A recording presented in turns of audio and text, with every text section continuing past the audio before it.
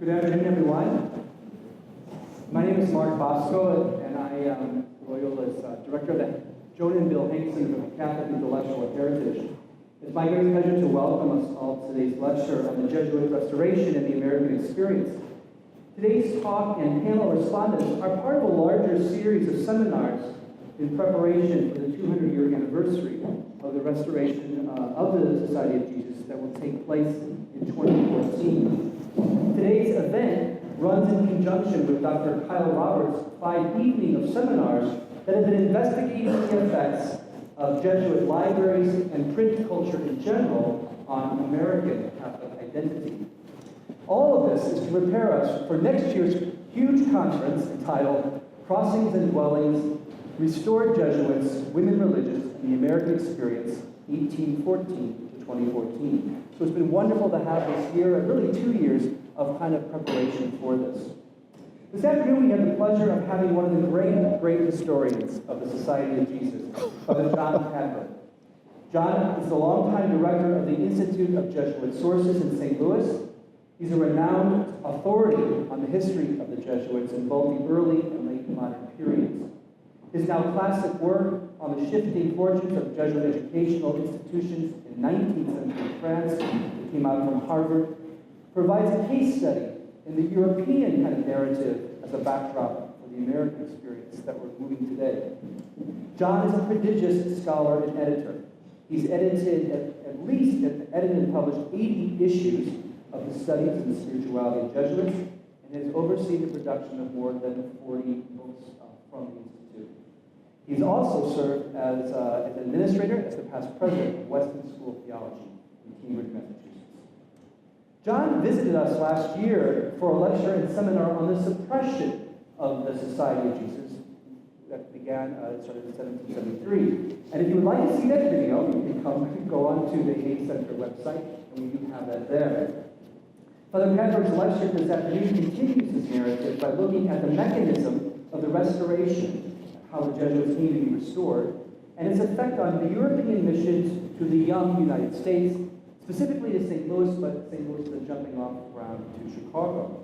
And finally, he offers us a small coda on Vatican II.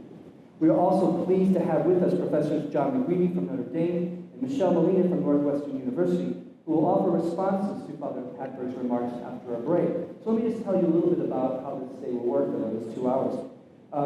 Father John Padberg will speak until about 4 o'clock. We'll have a 15-minute break for some refreshments and cookies. Also a chance for our respondents to gather their thoughts. We'll come back at 4:15, and Dr. Steve Schloesser of the History Department will introduce them, and they'll offer their responses, and hopefully we'll have some questions from the audience. So without further ado, I would like to introduce Father John Padberg. Thank you very much, and thank you. Can you hear me all right? Is it coming across? If not, just signal or walk out. But last year, as Mark said, I told the story of the suppression and all that led up to it. Well, wouldn't you get... While you start, I'm going to make sure we got it a little higher, maybe. Okay. We'll just do that. Can you hear me better now? Well, wouldn't you want to get rid of a group accused by a variety of people, but one group that accused the society of the following and judged it guilty of this? The society called the Company of Jesus is inadmissible in any civilized society. It is contrary to natural law, subversive of all authority. The doctrines of all times been favorable to the schism of the Greeks, overturning the authority of the Church and the Apostolic See, insulting the Holy Fathers, the Apostles, Abraham, the Prophet, St. John the Baptist, the angels, etc., insulting others, teaching men to live as beasts and Christians to live as pagans, stifling, even in parents and children, all feelings of humanity, contrary to the maxims of the gospel, guilty of simony, blasphemy, sacrilege, magic, witchcraft, astrology, irreligion, idolatry, superstition, immodesty, theft, parricide, homicide, suicide, and regicide, doctrines whose poison is so fearful and so well attested by their sacrilegious effects that they cannot be viewed without horror. That is a quotation from the decree of the Parliament of Paris in 1764, presumably the reasons for suppressing the society, at least in France. Wouldn't you rather be interested in doing the same thing? Perhaps it is irony or paradox, I'm not sure, that after having read that litany of knavery, I should recall for you that while I am giving this talk today on the liturgical feast of All Saints of the Society of Jesus. I didn't choose that, that's the way it turned out. It was supposed to be a total suppression that took place in August 1773. De facto, it was a partial suppression of the society because, among other things, Catherine the Great refused to allow the promulgation of Dominus Ac Redemptor Noster, the letter suppressing the society, and by the terms themselves of its implementation, it did not take place unless it were promulgated by the bishop of every community or place, diocese, in which the society had a community. She simply refused to allow that to happen.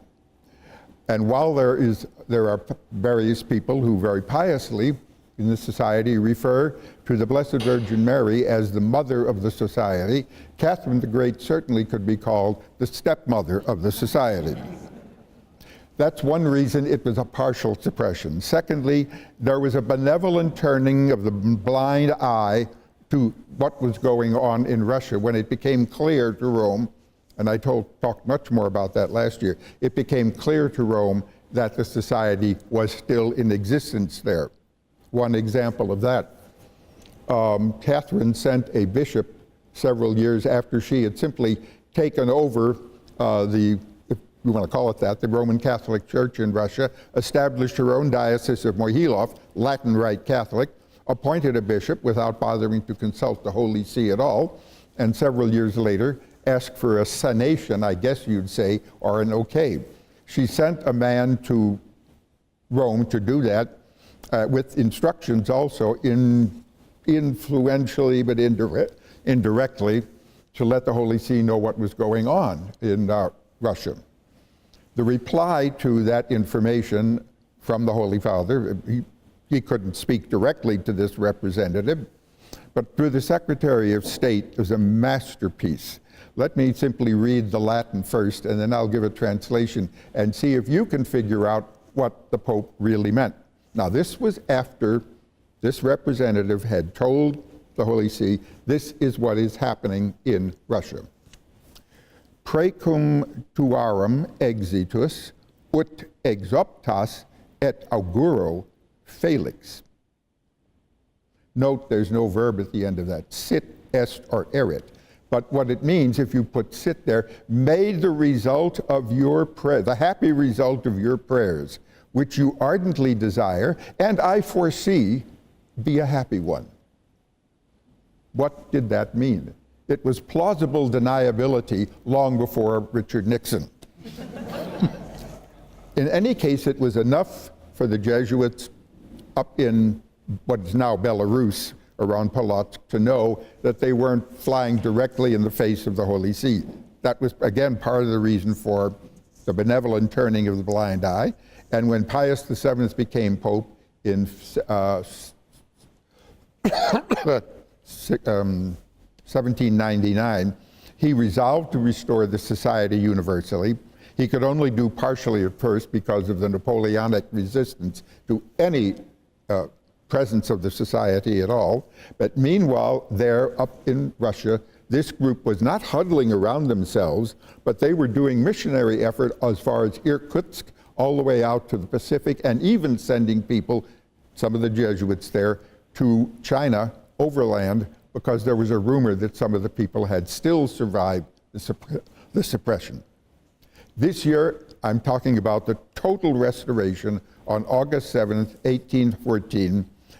As soon as Pius VII returned to Rome after the defeat of Napoleon in May 1814, he resolved to restore the society as quickly as possible.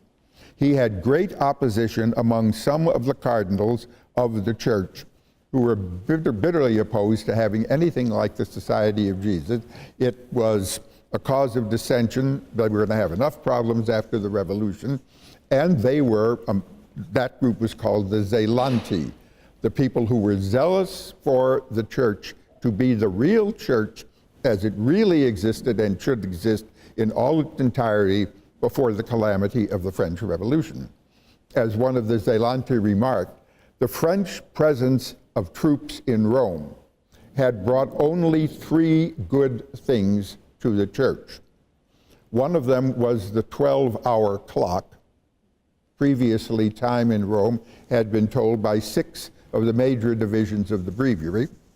The second was decimal coinage, 10 pennies, dime, 10 dimes, and so on.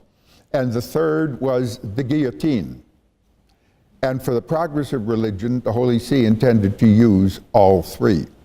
That is a quote from one of the cardinals. You see how that comports with the opposition to capital punishment today. After the solemn ceremony of restoration, there were perhaps around 600 Jesuits scattered around the world. 120 or so still in Russia, most of them in Europe, a few in places who had come back into the society at the partial restoration after 1805, when Pius VII had put out a document recognizing publicly the existence of the society in Russia and allowing people to affiliate to or become members of the society in its Russian existence, even if they didn't live there. But we had old survivors and new recruits. In a world after the French Revolution that had undergone a revolution, not only political, but social, cultural, religious, economic, intellectual, with the wreckage of the old society, all of it gone. The missions, the schools, and the continuity of the lived traditions. And the general, most unfortunately, living in Russia until he died in 1820, Father Brzezowski, because the Russian government would not allow the general of the society out of its hands. Such was the beginning of the restoration itself. There were the tensions of the old traditions and the new circumstances, a huge demand for Jesuit works immediately after the restoration, and nowhere near the number of people to take care of that. The society struggled on between 1814 and 1820, when Father Brzezowski died, and immediately the society could call a general congregation to elect a new general. At that point, the Russians expelled the Jesuits from Russia. They were not about to have any of them there who had a superior in Rome. A general congregation was called for 1820. Immediately there were questions of its legitimacy and existence, and of the existence and legitimacy of the Society of Jesus itself, no matter what the restoration was about. Is the restored society identical to the old society? Should it be? Should there be some changes that ought to be made?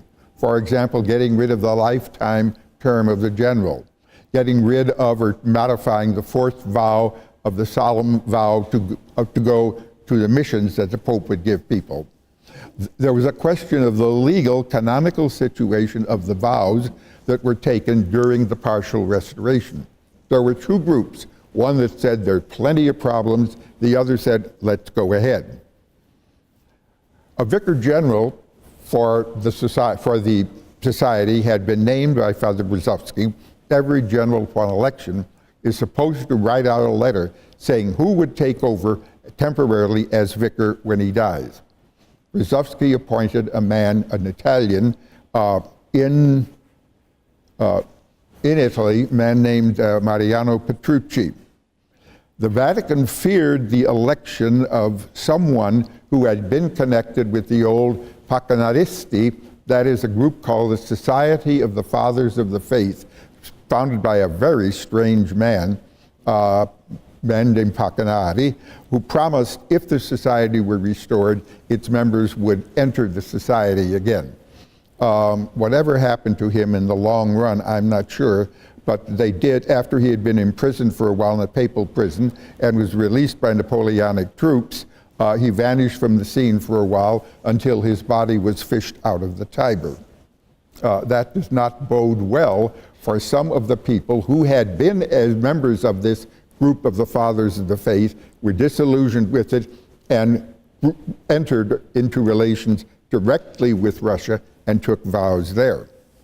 The Vicar of Rome, Cardinal della Genga, was approached by the people who thought that let's call them Group A.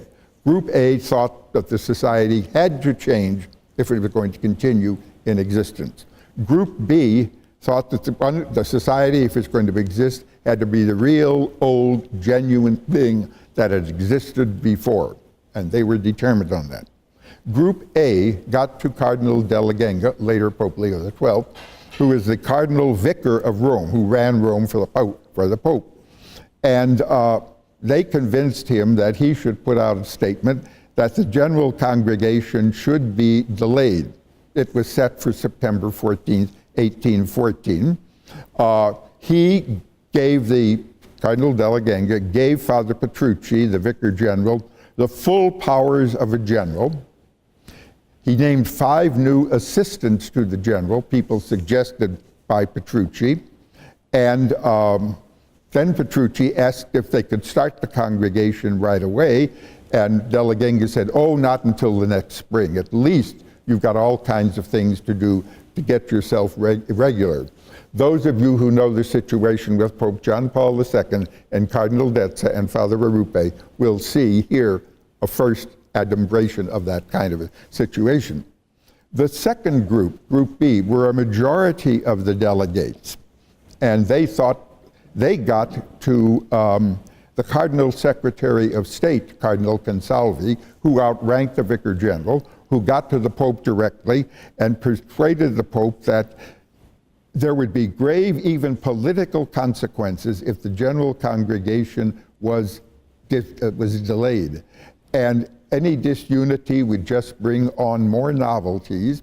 If there were irregularities in the society, then a general congregation was needed to get to them and correct them, because only a general congregation could deal with the substantial rules of the society. And if the professed, who had taken vows in the Russian situation, if they were invalid, Pope Pius VII validated them all immediately then and there. So on October 1st, Pius okays the beginning of the congregation and tells the delegates to start right away, as soon as they could. They started the congregation on October 9th, 1820, and it went on to December 10th. Petrucci was constantly delaying with all kinds of worries, tergiversation, whether this really was a general congregation. Now that's the person who was supposed to call it. So the assistants and the provincials who were there convoked the congregation. Interesting. They then, as every congregation does, declared the canonical legitimacy and validity of their meeting, after they had, to their satisfaction, looked at any possible reasons for illegitimacy, especially the question of the validity of the vows of the delegates. They declared it was canonically legitimate. So Petrucci, that was the first working day of the congregation. The second working day of the congregation, Petrucci resigns as Vicar General and says he's no longer going to preside over this. The next day, he took back his resignation. The congregation said, no, you didn't. You resigned and we're not going to accept. We accepted the resignation. You are no longer Vicar General.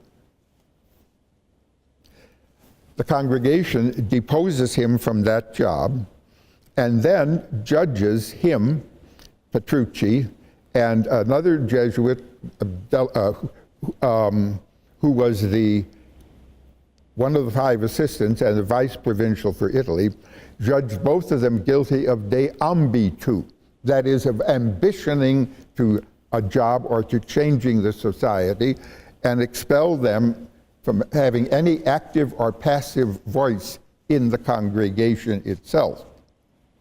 They also suggested to another Jesuit in Rome who had been very much been influential in Petrucci's views, Father Rezzi, they suggested that he ask for his dismissal from the society. And when he refused, the congregation dismissed him forthwith, along with a young man named Luigi Pancaldi, who was a scholastic. It's the first time any general congregation took scholastics in the society seriously. You may wish to take him as your patron if you think it appropriate. So, peace, joy, love, satisfaction, harmony in the first Restoration congregation. Absolutely impossible. It simply didn't exist. And even though, when we get to whom they elected, Fortis was a man meant to bridge over the difficulties, they still continued to exist for a while. At that point, after having done all of those things, supposedly with peace restored, they elected Luigi Fortis as general of the society. Originally from Verona, Italian, born in 1748, so joined the society in 1762. If you do your arithmetic quickly, he was 14 years old when he entered. What's the youngest age of anyone entering the society in its history? Anybody want to guess? 12, exactly right. There was one person who was 12 years old.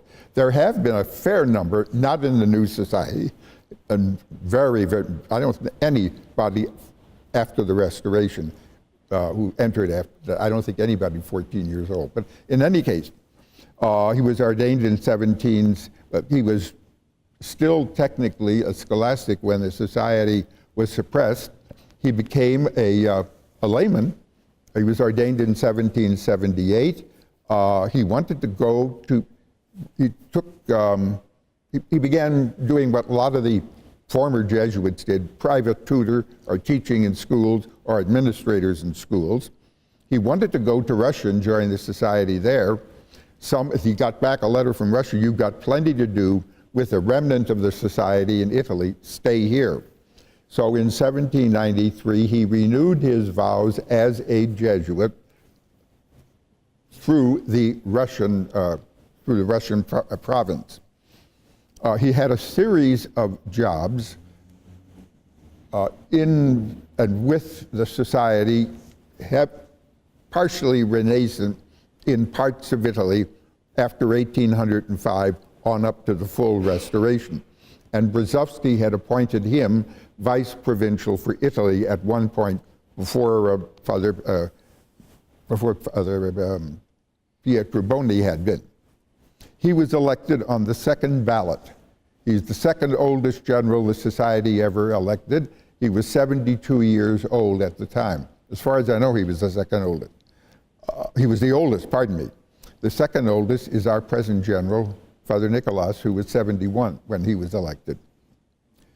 After he was elected, now those of you who are Jesuits, I hope, do not begin to get qualms of conscience here, whether you are legitimately Jesuit, because according to the rules governing a congregation is not legitimate on any substantive matter until a general has been elected. But they did all of these things before they elected Fortis. Don't worry, they've all been taken care of. If there's any problem, the Holy See has taken care of them. But the most important thing that the congregation did now, just a few days after he was elected, unanimously, at his suggestion, passed a decree that included the following provisions. Into full force and vigor was to come back the spiritual exercises, understandably, the constitutions of the society, the decisions of all of the general congregation, the decrees of all the previous general congregations, all of the declarations and decisions of all of the previous generals, all of the previous rules of the society, general and particular, including the common rules particular to individual offices, such as the person who took care of the dining room or the brother who took care of the clothes room, absolutely every rule that had existed previously was to come again back into effect, and the Ratio Studiorum supposedly in its pristine vigor. The group wanted this to be the genuine old society, not something new.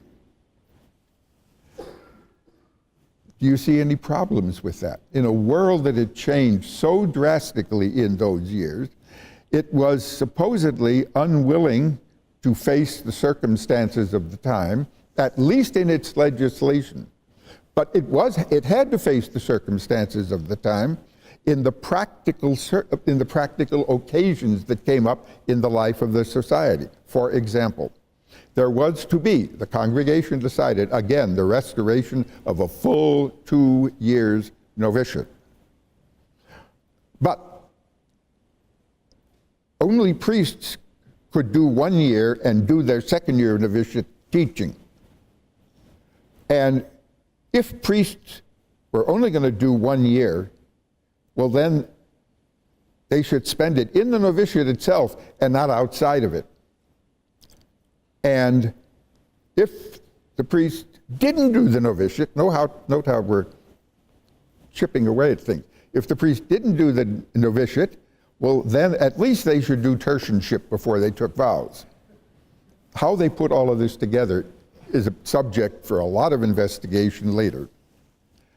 So tenuous was the circumstances in which the society was restored that they weren't sure there were going to be enough, weren't sure at all, that there were going to be enough professed members in each province so that the existent provinces could send enough people to the next general congregation. You had to have at least 20 people at a congregation. They weren't sure that was going to happen.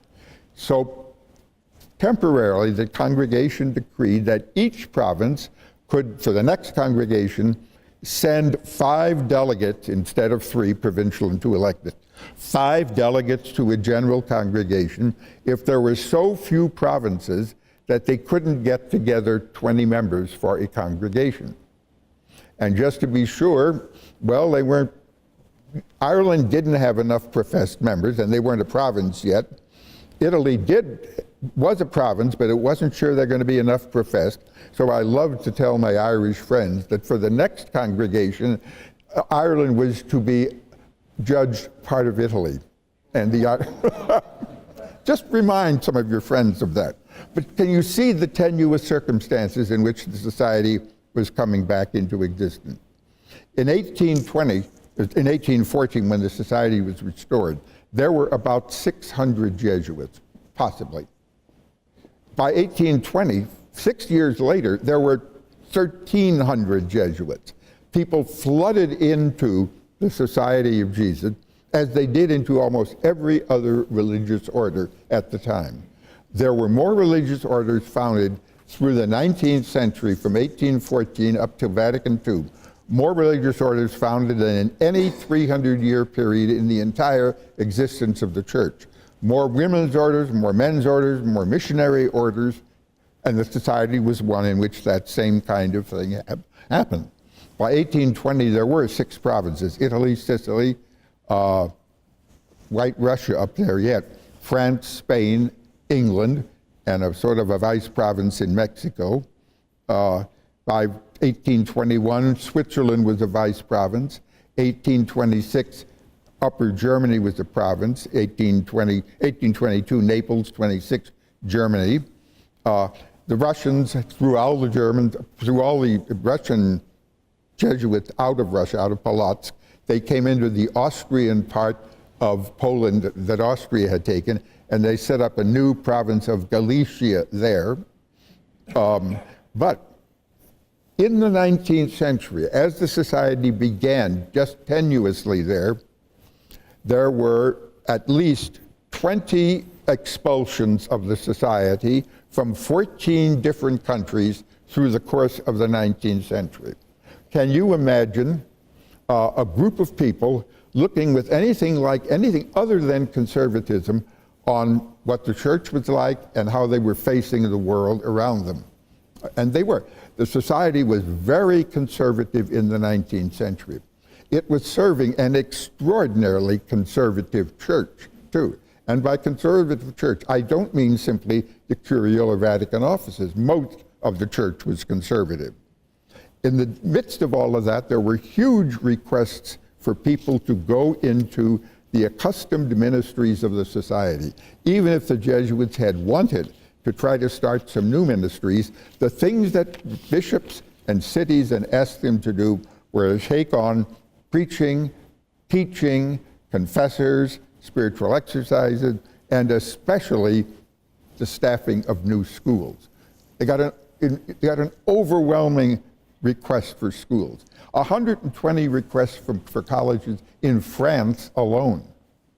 By 1850, I think, with province of 300 and some people in France, they only took on 11 colleges, only 11. Now, not everybody was happy with the restoration of the society. In 1816, John Adams wrote to Thomas Jefferson. He had heard about the restoration of the society. Following is from Adams, quote, "I do not like the late resurrection of the Jesuits. Shall we not have swarms of them here, in as many shapes and disguises as ever a king of gypsies himself assumed?" Adams had been reading a 4-volume history of the society, very, very anti-Jesuit, and he concluded that, quotations, "If any congregation of men could merit eternal damnation on earth and in hell, it is this company of Loyola." But he had to admit that, quotations, "given our system of religious liberty, we shall be obliged to offer them an asylum. But if they do not put the purity of our elections to a severe trial, it will be a wonder." Well, Jefferson was of like mind. He said, quotations, "I dislike with you their restoration, because it makes a retrograde step from light toward darkness." You can see the circumstances in which we came back into existence. The central apostolate of the society in the 19th century became again what it was in the old society, that is to say, the work of education. It wasn't the only thing they did, but they did do some things that were different than the old society. For example, it was very rare that we had parishes in the old society.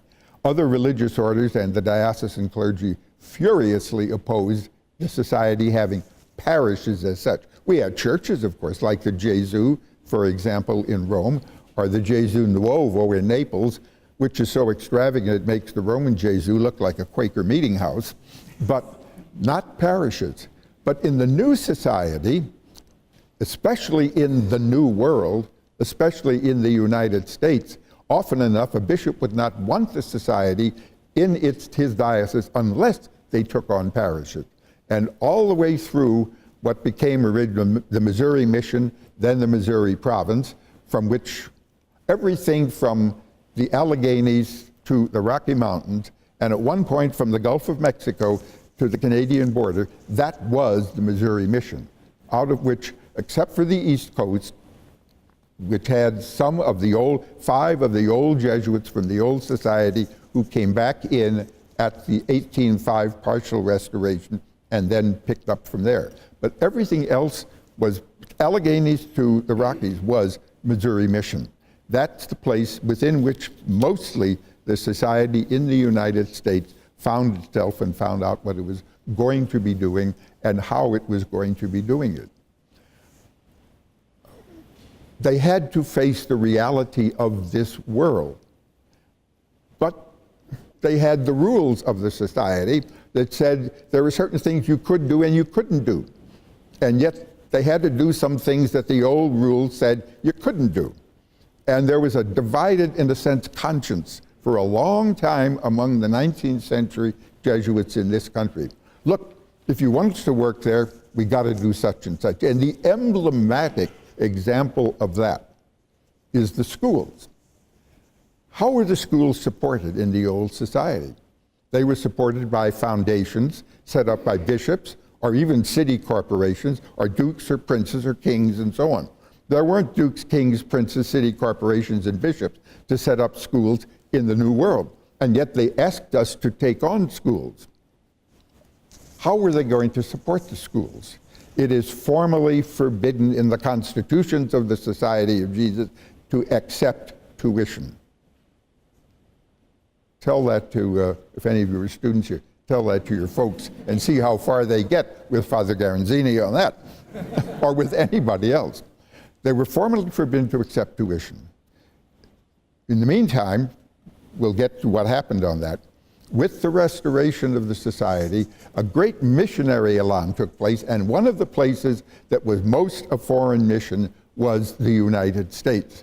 The mission to the Native Americans, the Redskins as they call them, not very complimentary other words, you know, the savages of North America, et cetera, et cetera. Among the people who came to the United States in 1821 was a group of 7 Belgians recruited by Father Nerings, who was not a Jesuit, a diocesan priest from Kentucky. You want to go and help the Redskins, help evangelize the Native Americans, go to the United States. That's where things are going to happen.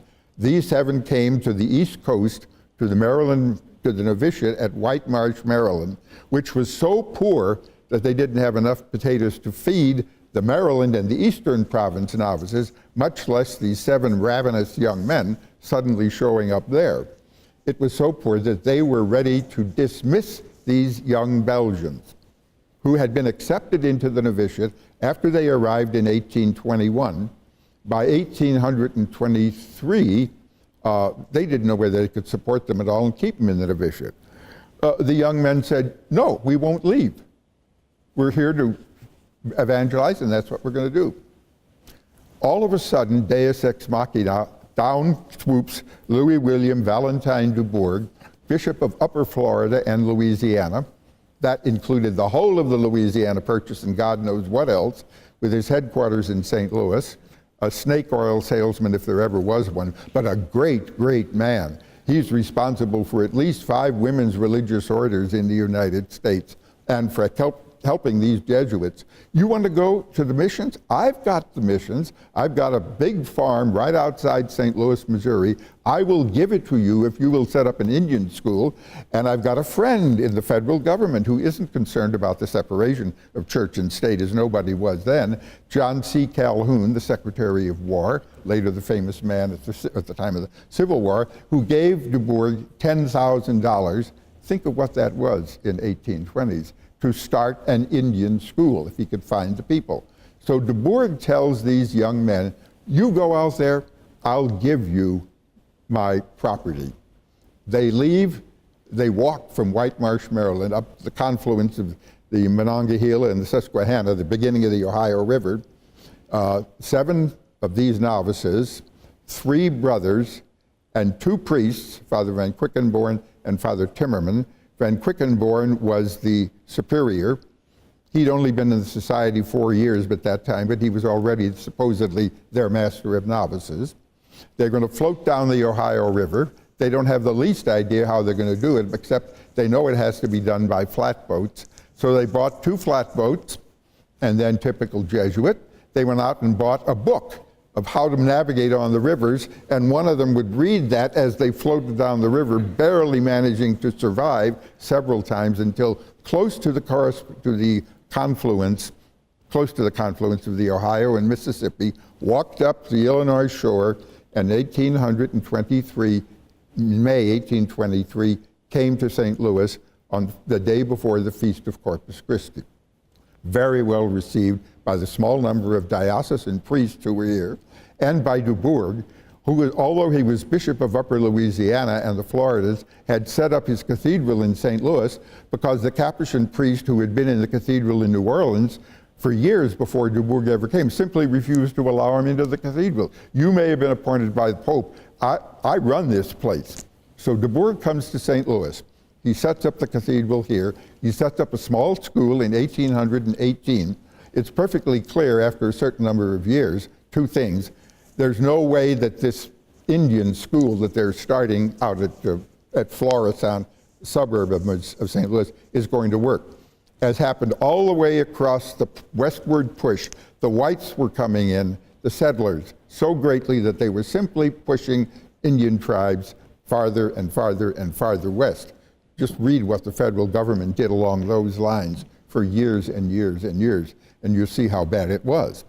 Okay, the Indian school, they tried to keep going, but when they got to Florissant, these novices were novices and carpenters and juniors and gardeners and philosophers and itinerant missionaries. And within 4 years after they got there, they arrived in 1823, the new bishop of St. Louis, Bishop Rosati, ordained them all. They've been in 4 or 5 years. The first provincial of Missouri, when Missouri was set up as a province, they came 190 years ago. This year is the 150th anniversary of the formal establishment of the Missouri province as a province in the society. The first provincial, Father Kosmans, said, I never thought I'd be provincial. He said, I haven't had more than one uninterrupted year of study in all my life in the society. Everything else has been a little study here and mostly work there, and a little study here and mostly work there. In fact, they delayed the establishment of the province as such, because Father Sopranis, the official visitor from Rome, said, you guys, you're the most zealous people in the world, but you have had almost none of the traditional training of the Society of Jesus. Okay. 1818 they come. Dubourg has this little school. It's going nowhere. He offers it to the Society of Jesus because we have a reputation for being educators. He offers it to the Society in 1827. In 1828, they accept the school, St. Louis College.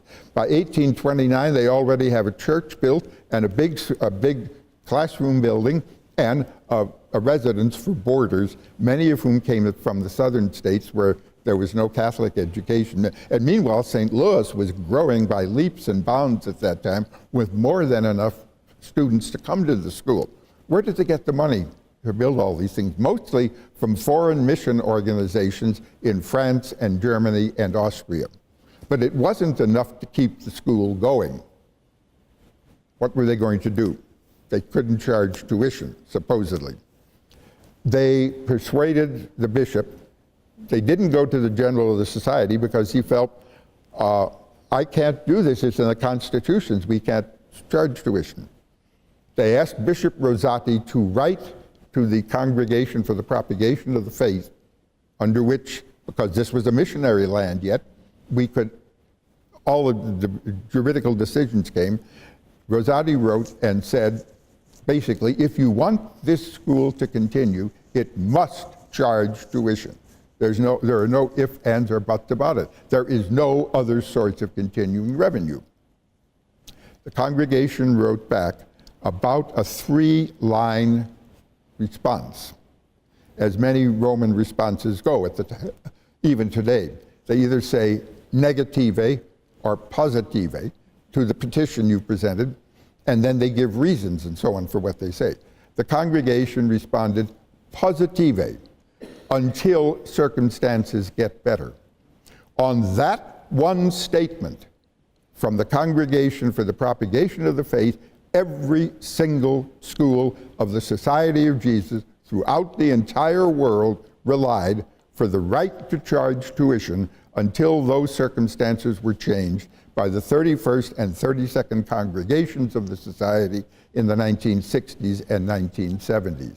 I take that example because it's one of the ways in which the Society had to adapt to the changing circumstances here, the physical, financial, and all the other circumstances, while still worrying about, well, are we Orthodox? Certainly, it was a long time before any one of the Jesuits wrote a theological textbook to be used. They'd use secondhand things that came from Europe, which, at least as far as the dogmas of the faith go, yeah, they could deal with them. But the practical circumstances in which these things were to be put into effect, they had problems. They had real problems as to how we were going to live with this kind of a thing. And that kind of a thing perdured all the way up through the 19th century. Meanwhile, let's say by 1840s, they had from that time more than 55 novices in the society. By 1846, there were 154 men in the vice province, 45 Irish, 40 of them were brothers, 45 Irish, 42 Belgian, 16 Dutch, and 16 native-born Americans, interestingly.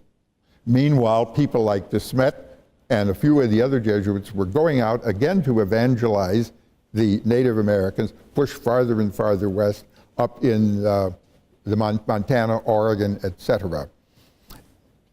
With all of that going on, and with the constant desire for schools, more schools, more schools, that became the main, not the only, but the main source both of the apostolates of the society in the 19th century in this whole vast territory, and the biggest source of vocations in the society also. By 1890, they had a philosophate in St. Louis. By 1899, they had a theologate in St. Louis. By 1893, they accepted the Belize mission. By 1907, Buffalo, which had been set up as a special mission from the German provinces, because the German Jesuits had been pushed out of Germany by Bismarck and the Kulturkampf after 1870.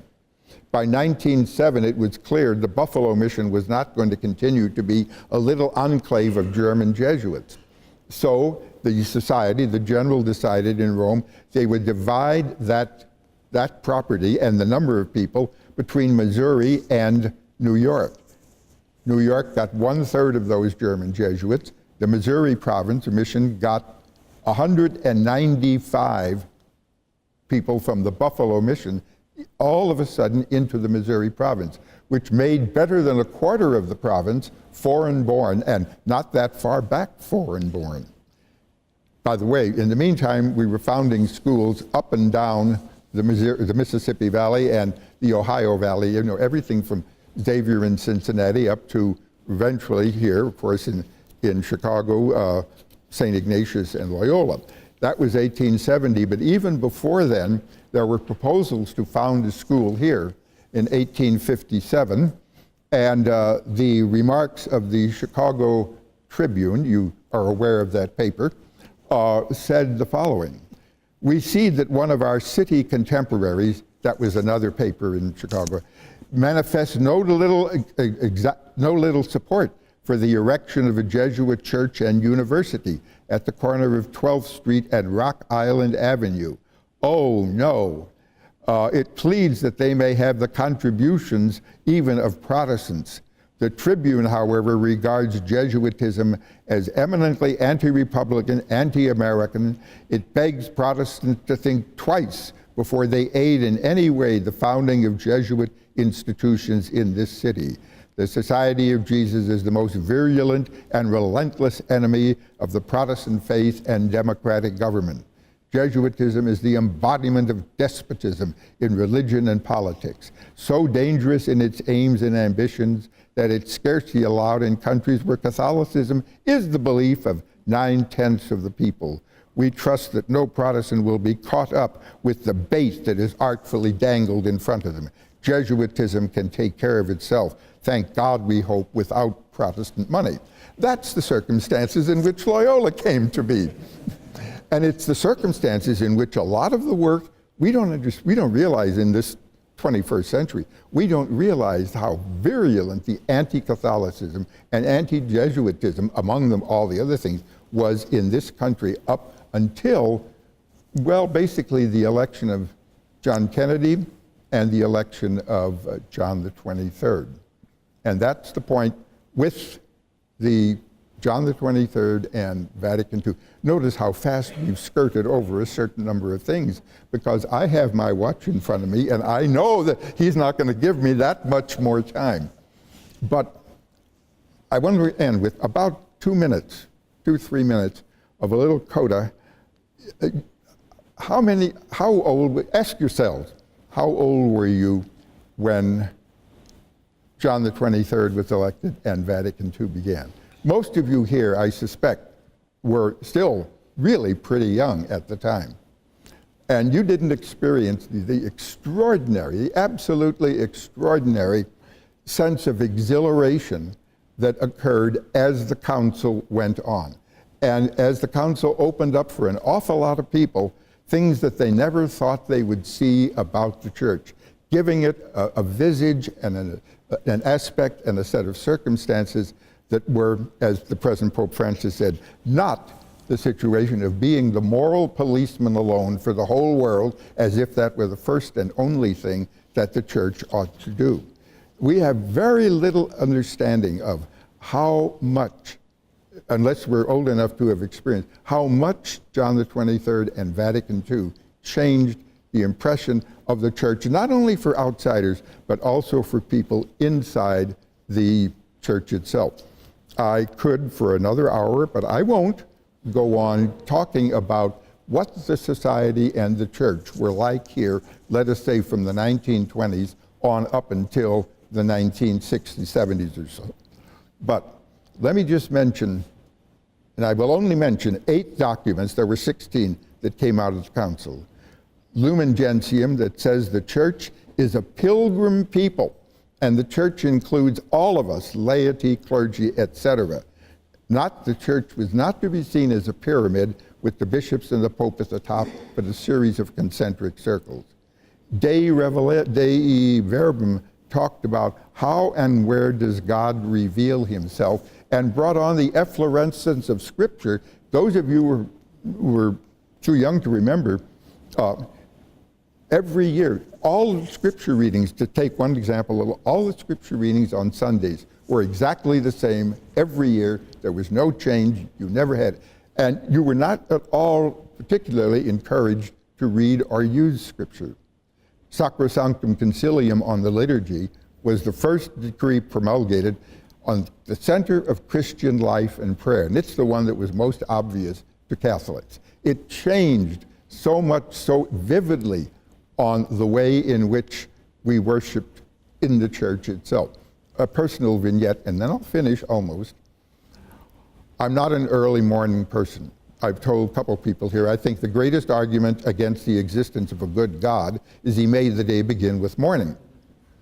But on the morning, the Sunday morning on which vernacular, the English in the liturgy could be used in the Mass, I got up early enough to go over to the 6 o'clock Mass in the college church, the big church, university church and parish church of the society in St. Louis.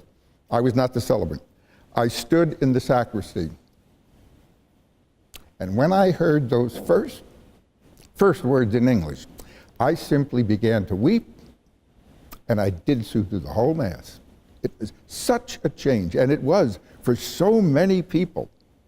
Gaudium et Spes talks about the first time the church has ever addressed the whole world, and the first time it's ever said we can learn from the world. The church is there not only to teach the world, but to learn from the world. Apostolicam Actuositatem talked about what and how the lay people worked in the church. Remember, some of you, the definition of Catholic action from the past? The participation of the laity in the work of the hierarchy. Apostolicam Actuositatem said, no, your apostolic work comes out of the very fact you're baptized. 6, Unitatis Redintegratio, on ecumenism, on the fact that while we may be separated brethren, we are first of all brethren and not first of all separated. Nostra Aetate, the role of the church in relation to non-Christian religions, and especially the stopping and public, explicit, denial of the kind of anti-Semitism, anti-Judaism that existed for a long time, and then to the honor of the American church, Dignitatis Humanae, on religious liberty, the most difficult decree of the whole congregation, most strongly fought over, and at the end of which the Council formally declares that the human person has a right to religious freedom. There are plenty of people who do not want to recognize that is not, to my mind, simply a development of doctrine. That's a change, and it's symbolic of so much of the change that existed from this whole period of the post-revolution, the post-restoration society, to the world of the church in which I think most of you are living. Thank God you are. Thank you.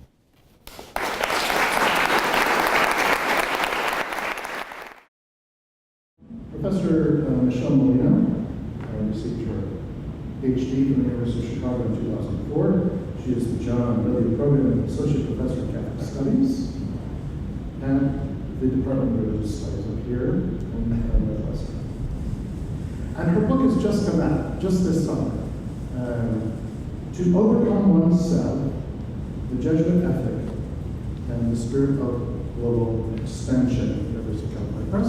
And as I sort of think I sort of get it, it undoes our typical narrative of how the notion of the self has been developed, and instead tells the story of a modern self emerging by demonstrating how the struggle to forge and overcome ourselves was enmeshed in the early modern Catholic missionary expansion.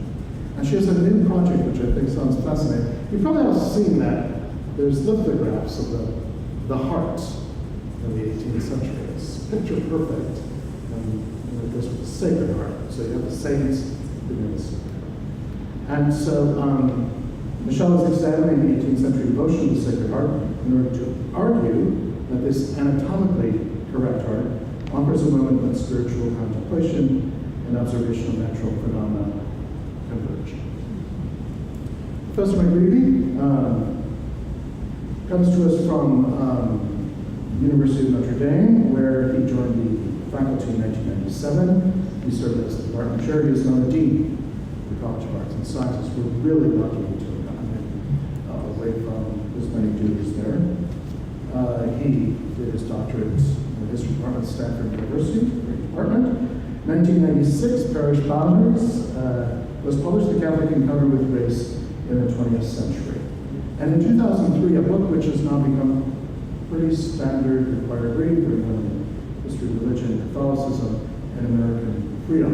And Joan is now working on a study of the 19th century Jesuits and what they tell us about religious controversy, the Catholic Bible, and the transatlantic dimensions of American religion. Tonight at 6 o'clock, he is a seminar in here. He is going to help some of our graduate students work through the chapter. There are a couple copies back there in case you would like to read it really quickly.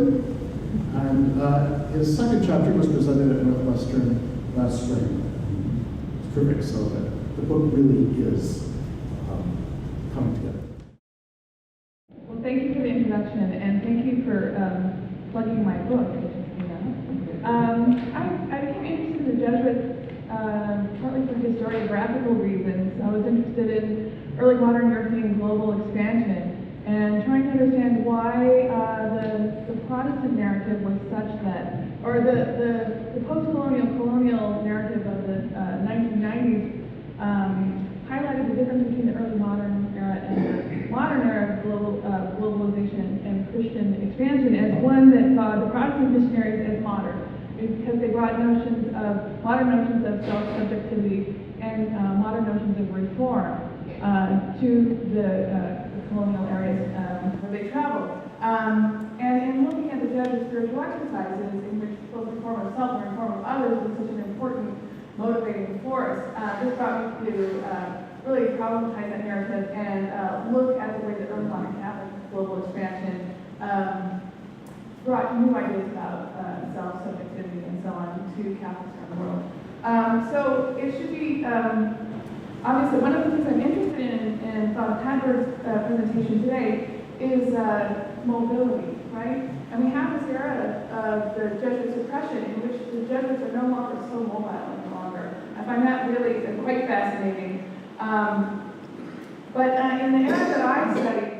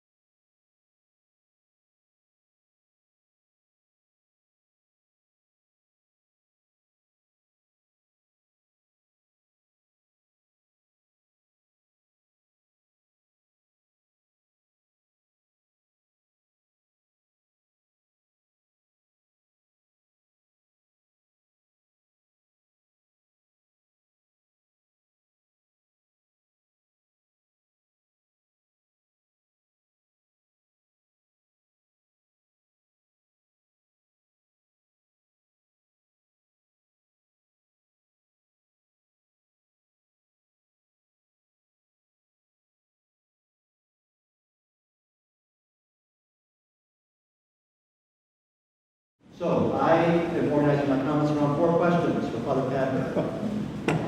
First, how do the Jesuits and their history fit into global history? Global history is the sort of hot thing for historians. I think in the last, some of the biggest change in the history of business, I would say in my lifetime, is that a focus on more global currents.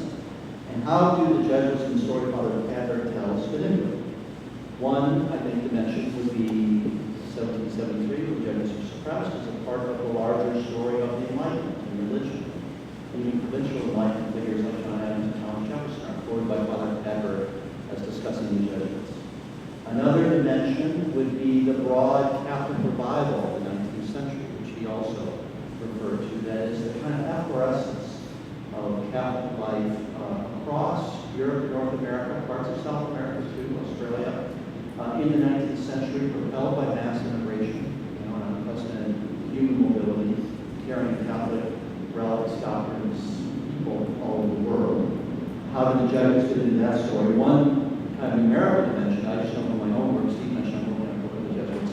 I believe there are 600 Jesuits at the time of the Restoration of 1814. Maybe guess how many there are 100 years later. 20,000. So the question is, there are 600 Jesuits in 1814. How many are there in 1814? You're already the expert. It's 60,000. So it's in a period of extraordinary growth within the Society of Jesus. How does that fit into global history? It's an interesting question. And then I would echo Prof. Molina and think about mobility. I think when historians at least write global history, they tend to see the 19th century as a period of great increase in mobility. Communications technology, steamships, railroads, all pulling people across the world. But where the Jesuits don't fall into that narrative is they're mobile, but they're anti-national. That is, the 19th century is also, if you look at a textbook, the great century of nationalism, where at least educated citizens around the globe become more attached to their country of origin. In places like Italy and Germany, those countries come into being in the mid-19th century.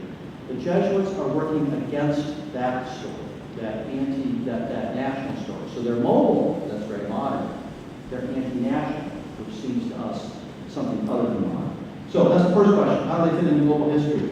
Second question is, how different are they in the 19th century as opposed to the 18th century?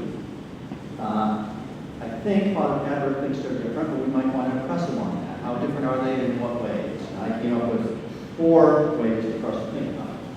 First is intellectually. They do seem to be different in the 19th century than in the 18th century.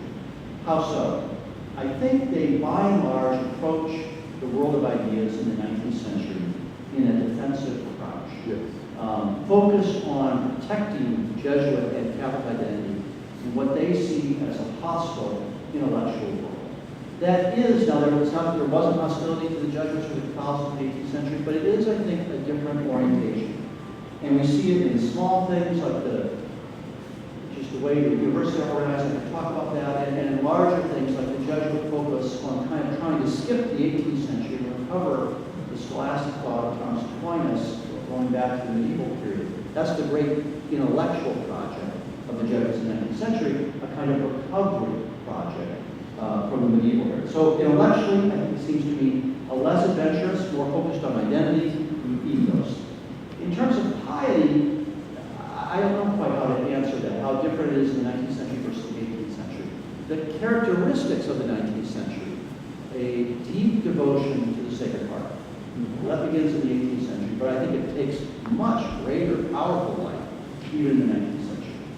A reading of the spiritual exercises that I think is somewhat particular to the 19th century. It's a reading of the spiritual exercises as focused on obedience and against autonomy, which kind of harkens back to a general Jesuit rejection of nationalism and individualism in the 19th century. A focus, and this is broadly Catholic in the 19th century, on the virtues of suffering and the importance of suffering in a world, contrast, say, 19th century Jesuit with Waldo Emerson in the American context. Emerson is saying, be self-reliant and get rid of this Calvinist notion of suffering is good. The Jesuits are saying, you're part of a community, and suffering serves a useful, productive purpose. That's second is piety. The third way, which you might think about the 19th century versus the 18th century, is missions. Both eras are great missionary periods. I mean, deep missionary periods. And I think there's a similarity between the 19th century and the 18th century in that the missionaries of the 19th century are mobile. They are eager to encounter what we might call, or they would call alien cultures. They're not, especially compared to their peers, condescending to those cultures. I'm thinking of Native Americans in the United States or Filipinos in Loyola. But they don't have contemporary ideas about enculturation. They're proud, in fact, to be building churches devoted to the Sacred Heart on the Blackfeet Reservation in Montana, or in Manila, or in Africa. They're proud to be using the same Latin textbooks in Philadelphia that they're using in Manila. So mobile, modern, open to diverse cultures and worlds, but not enamored of what we might call contemporary ideas about enculturation. So that's the second big question. How different are they from the 19th century to the 18th century? Third big question. When they came to the United States, and so many of them did, I'll mention that in a second, how did they adapt? And a subset of that question is adaptation always good? So third question, how did they adapt? Padberg mentions one adaptation, which is tuition. All of us probably working in the world of higher education think that's a pretty good adaptation. It may, though, if we think about it historically, it tells us who the clientele was, right? In the 18th century Jesuit institutions, they're often working in noble environment, in monarchical systems, working with aristocrats to some extent. Here they're working with the Catholic Bible, which is primarily working class, immigrant, this vast Catholic diaspora. They had no other way to support their institutions. Second adaptation might be curriculum. The most conservative of the European Jesuits who come to the United States are the ones who are most fiercely resistant to any adaptation of the Ratio Studiorum, the set of classical texts and pedagogical strategies that were implemented really in Jesuit schools around the world in the 19th century. Now, you might say, well, that was foolish. We shouldn't be teaching Horace and Cicero to immigrant Irish Catholic children in Chicago. Or you might say, no, that's very good, because if you don't have that common curriculum and you're simply responding to the market, the parents of those children wanted probably bookkeeping classes more than they wanted Horace and Cicero. So that would be an interesting thing to think about, the kind of pros and virtues of adaptation. Missions, it's absolutely true that these 19th century Jesuits are passionate about working with Native Americans. But on balance, I would say that work is not very successful. Not very successful with Native Americans in the 19th century. And almost invariably, after a kind of awkward moment, and this isn't entirely true, I'm going to generalize for the sake of today, of encounter with Native Americans, Jesuits become drawn into this vast Euro-American Catholic diaspora, and they start building schools. And that process is very reminiscent of the 17th and 18th century, where it's not their initial desire to build schools, but that's what they end up doing because that's what the demand is, and that's what they're very good at. Finally, adaptation. In the mid-19th century, the Jesuits I write about are fiercely resistant to the draft all across the world. Jesuits should not be fighting, we should not be serving as chaplains. There's discussion along those lines. We shouldn't be in armed services. This kind of nationalism is not a good thing. That's gone by World War I. And it's a very striking thing that Jesuits from around the world rush to volunteer to serve as chaplains during World War I. So that too is a kind of adaptation that we might think about. Fourth and finally, how does the history of the Jesuits help us understand the Second Vatican Council, which Padberg ended with?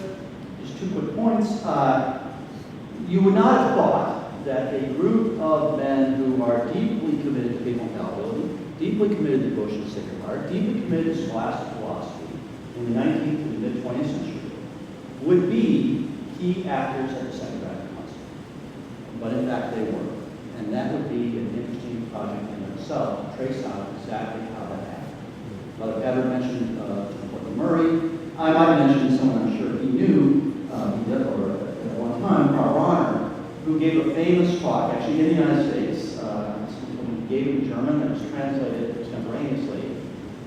Famous talk on the church as a global church, saying that the key legacy of the Second Vatican Council is going to be for Catholicism to now think of itself as a global church, and the key marker of that is the vernacular liturgy.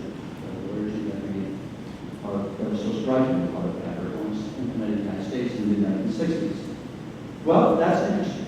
So the puzzle has shifted from the 19th century from identity, how do you protect capital identity, to the mid-1960s in the context of the council, to enculturation. We need to have the liturgy, we need to have Catholic life in the vernacular and multiple languages and cultures.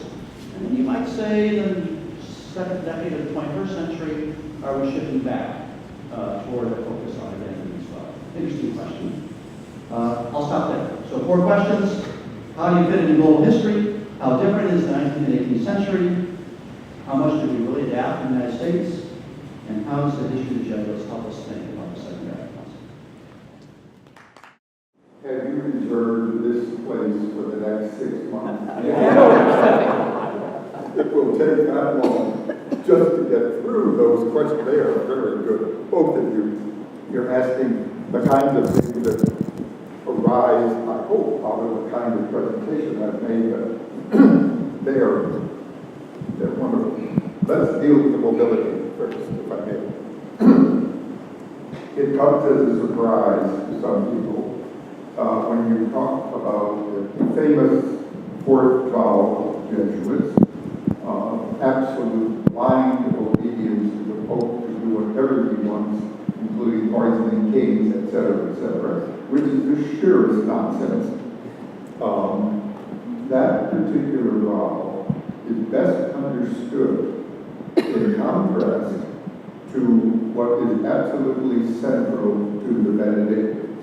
They take a vow of stability, that they are associated for the rest of their lives with a particular abbey in which they lead out their lives, and if they do work someplace else, it's always in relation to that particular place.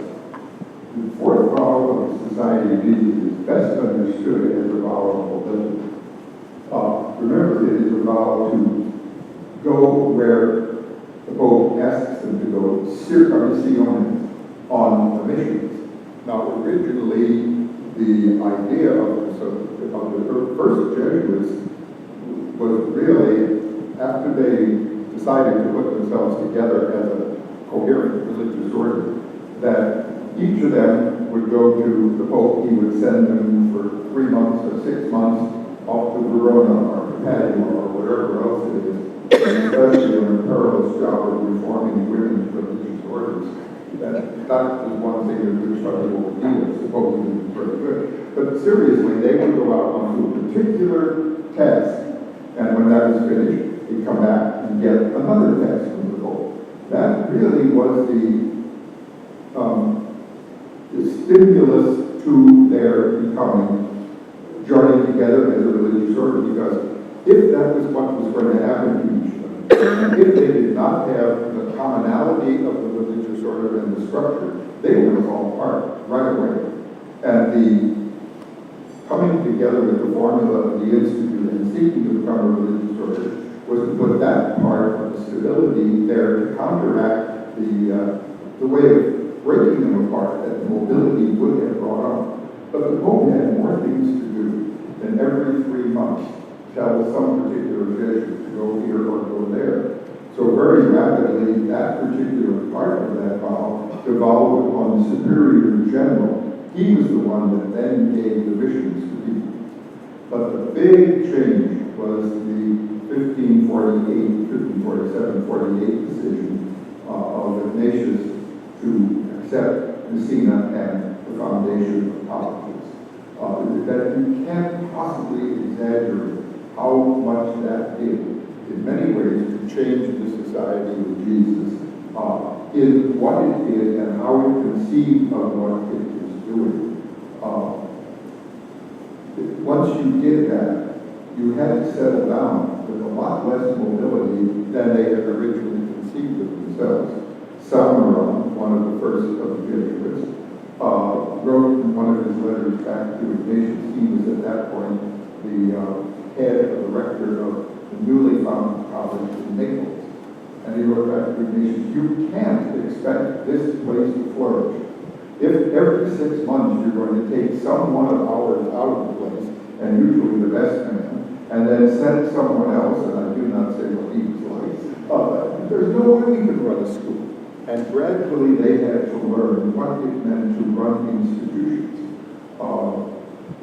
And it was those institutions, those schools, more than anything else, that brought on the immense growth in the history of numbers in the Society of Jesus. If you look at, I know I'm getting off the subject in some ways, but they all hang together. If you look at the number of members of clerks regular religious order, which technically the Society of Jesus was, like the Bosco or the Barnabites, several others which were founded in the same period in which 50 years after Ignatius and the other nun founded the Society of Jesus. No one of the clerics' regular orders, other than the Society of Jesus, has ever exceeded 2,700 members. Pardon, 3,700 members at its very largest from that time up to the present. It was the foundation of the schools that made possible the recruitment, which made possible the thousands of indipate letters. The indipate letters are that shorthand for the letters by the thousands in the archives in Rome, those Jesuits seeking the Indians. Because at the old society, if you were to go to the missions, it was the general who sent you, in a sense reminiscent of someone going to the Pope and asking for a particular mission. You didn't go because the provincial sent you. It was the general who did or did not send you. The mobility was, in a sense, compromised as far as the physical mobility with the foundation of the schools. The intellectual mobility was vastly increased because once you got into the schools and once you had to be taking on the task of teaching this, that, and the other subject, and increasingly varied subjects as decades and centuries went on, you had to learn something about those subjects. It's not true, the old boutade in the society. Do I know anything about physics? No, I don't know anything about physics. I haven't even taught it. And almost any young Jesuit who is in Regency at one time or another feels exactly that way. There's a model that was used more than once on some of the engravings and books about the society. Unus non sufficit orbis. One world is not enough in itself. And the mobility of the Jesuits, however compromised physically it might have been by the introduction of the schools, still as a high idea was there all along. The present general, Father Nicholas, has said very strongly, more than once, two things over in a few years he's been doing so far. One of them is availability, another term for the mobility. Are you available at the hands of the society itself? Are you available for whatever the work is that the society asks you to do? And the second thing, he said more than once, be good at something. He said that, and the word he used for that was depth. I would like in every Jesuit availability and depth.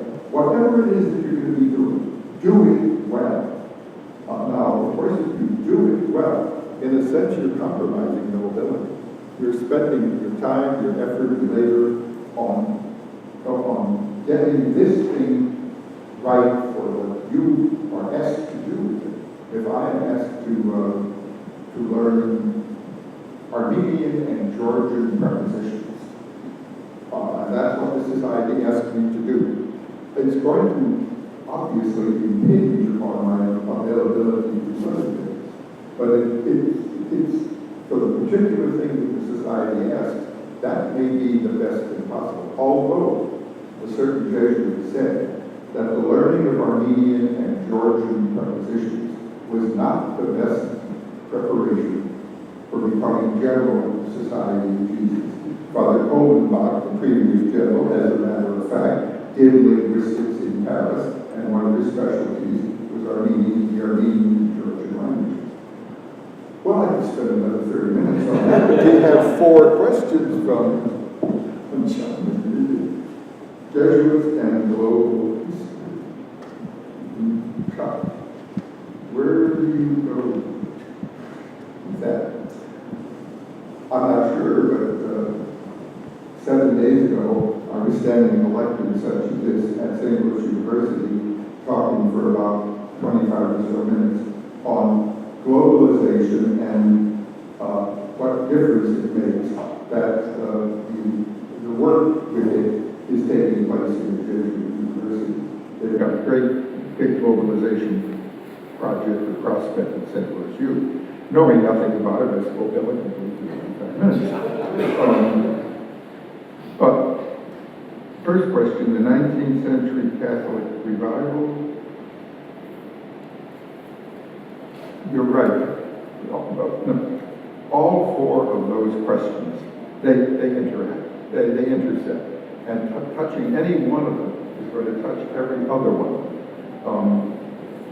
The 19th century Catholic revival was fiercely, at the beginning of it, in Europe, was among the Jesuits, was fiercely opposed to what they thought or they conceived the Enlightenment to be.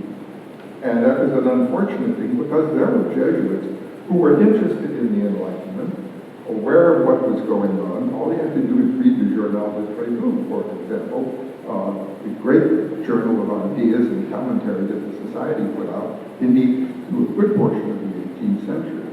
The difference between the 19th century idea of the Enlightenment and 18th century is very, very big. Secondly, part of that the 19th century Catholic revival was the whole of the medievalism. And there we bring up the question of why should there be a Gothic cathedral in Shanghai?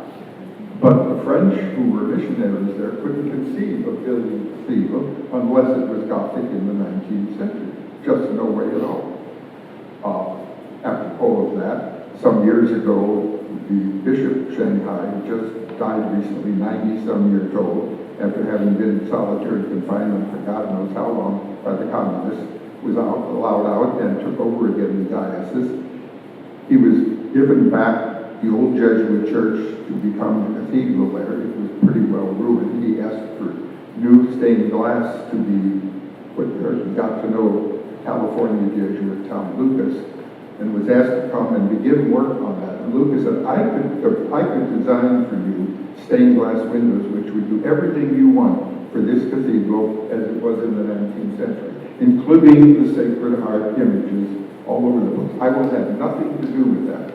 Only if you get native Chinese artists of this place, this time, to design those windows appropriate to this cathedral in the 20th century. I'll work with you on that, and I know some people such as that, he said. He came back about 4 years later. The first of those windows had been installed. He was there. There was a tour group coming through, Chinese people with a Chinese guide. And he told me all of his work along that line was validated by the reaction that came. This group walked into the church. The guide apparently had been there previously. He had not seen these windows. He walked in, looked at them, and however you say it in Chinese, he said, "They're Chinese! They're Chinese!" I looked at the windows. That is the kind of thing we would certainly not have done in the 19th century. Were we intellectually defensive? Yes. Was the piety that we very much produced or figured with or worked with was indeed the piety of the Sacred Heart? Devotion to the Sacred Heart was very suspect for a long time in many places in the church. It took some time before the church itself recognized for the universal church, that devotion itself. And much of that did come out of the 19th century Jesuits. The question of difference between 19th and earlier centuries, the spiritual exercises and the emphasis on obedience, oh yes, very much so. You do not find that emphasis as the first thing out of the exercises. If you read the history of the giving of the exercises in the early centuries, as you do find in the 19th century, there's a 4-volume work by Father Iparraguirre on giving, the history not of the exercises, not of the theory, but the history of the giving of the exercises. If any one of you is available to translate all 4 volumes into English from Spanish, I might have a job for you. Even if you would do just the first volume, you would find out how very different it was. And as a matter of fact, when I entered the Society of Jesus in 1944, dinosaurs were roaming the earth, but we were very much 19th century piety. I don't want to traduce it. I'm happy with the vocation that I had. I'm happy with the training I had. But I also recognize how very limited it was. As any one of us today beginning work in the society, I hope gets the training that's the best can be given today. But it too will have its limitations. How did they adapt? It's certainly true that the schools in the earlier society indeed had a good number of aristocrats and nobles in them, but they were not simply aristocratic or noble schools. The one thing they were, that they excluded an awful lot of people, is you had to be able to read and write up to a certain point before you could go to a Jesuit school. We did not run, except in unusual circumstances, a primary school. So already you've excluded a large number of people from the group that's going to be coming to the schools. Over and above everything else, what group did the Society of Jesus educate, and what group did they most work with in the old society as in the new society? The middle class. However you define that, and sometimes you can talk about it with scorn in your voice, sometimes you can talk about it as these are simply the realities of the world. Overwhelmingly, we were devoted to the middle class until very recently, a very strong push toward working specifically with the poor. The first social science survey that the Society of Jesus ever did was Father Nadal, as he went around promulgating or explaining the constitutions, which had not yet been printed, of course, because they were not yet approved until the first general congregation. As he went around, he would, in Spain and several of the other places he went, and he wandered all over Europe, he did a survey. He asked the young men, scholastics, a series of questions. What does your father do as an occupation? That already puts a certain social set and series of economic circumstances. What does your father do as an occupation? What did your mother's family do? What were the motives that led you to enter the Society of Jesus? Have you found those reasons for entering the society appropriately expressed in your vocation? Those are very sophisticated questions for 16th century. And overwhelmingly it was middle class families came from. And overwhelmingly, remember these were very, very young Jesuits to begin with. The very young, in the sense of people who had been in the society only a few years, and especially the novices, apparently. It was to save their souls. That was overwhelmingly the reason given. Apparently, as he asked people who had longer been in the society, has this lived up to your expectations and so on? Why do you think you're here now? It's not to save my soul. It's to save, they were put in the church, to save other souls. It moved from a personal, deeply personal and understandable reason to what the society of itself wanted to be, there at the service of the church for the propagation and the proclamation of the gospel. And then, finally, because we're coming close to the end. You think so, huh? Vatican II, the Church Global, the third age of the Church, the famous talk that Bronner gave, which he said there were three ages of the Church. The first, let's call it the Judaic, if you wish. The second, the Greco-Roman. And now we're living in the third, the first time we've ever had the real circumstances of a world church. I know that talk very well. He gave it for the first time at Weston School of Theology when we had invited him to come there to speak. He gave part of it in German, part of it, one of the, Leo O'Donovan, who had been one of his teachers, translated it into English, and then gave the rest of it in English, while Father Rana sat there very carefully. You couldn't see him out in the congregation, but I was up in the sanctuary with him. He sat there very quietly, saying his rosary. Incidentally, one other thing on that. It's the last time in which I shall have a informal faculty meeting conducted in Latin. After the talk, well, they had a whole series of receptions at one time or another, but this particular spot, 2 days later, just the faculty at Weston met with him and had dinner. We found out that he loved chocolate. So we had 3 chocolate desserts. And he took some of each of them, saying, my doctor, each time. The person who cooked that dinner for him was Michael Aranzini, as a scholastic. It was a great dinner. And then after we went down to the community rec room in the basement of the Jesuit house there, people would ask a question in English. Leo O'Donovan would put it in German. Rana would answer in German. Leo would put it in English. And after about 3 questions, somebody brought up something in Latin, and he replied with a couple of tagline in Latin and several more sentences. And it became evident, although we couldn't all ask easily speak in Latin, we could all understand it. The rest of that conversation that evening was all in Latin.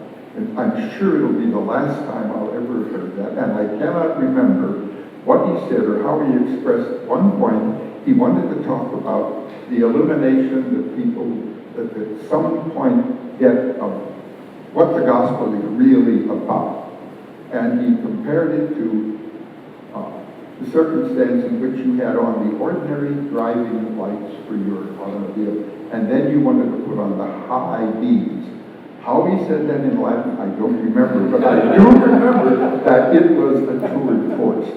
And it is still a question that needs a lot of investigation as to how the Jesuits, who had indeed been the absolute defenders of the medieval approach to theology and philosophy, from a very strong sense of identity to a very broad sense of enculturation, and how they had changed from extraordinarily conservative. This is a question that has to be investigated. How did the Society of Jesus change from an extraordinarily conservative group of people, intellectually? Forget about every other question for the moment. It changed in a lot of other ways. Intellectually, how did that happen between the end of the First World War and the coming of Vatican II? Let me end with one last reminiscence for that. Some of you know the name Gaston Fessard. He wrote a famous book, La dialectique des exercices spirituels, dialectics of the spiritual exercises, in which he used Hegel's dialectic to explain it.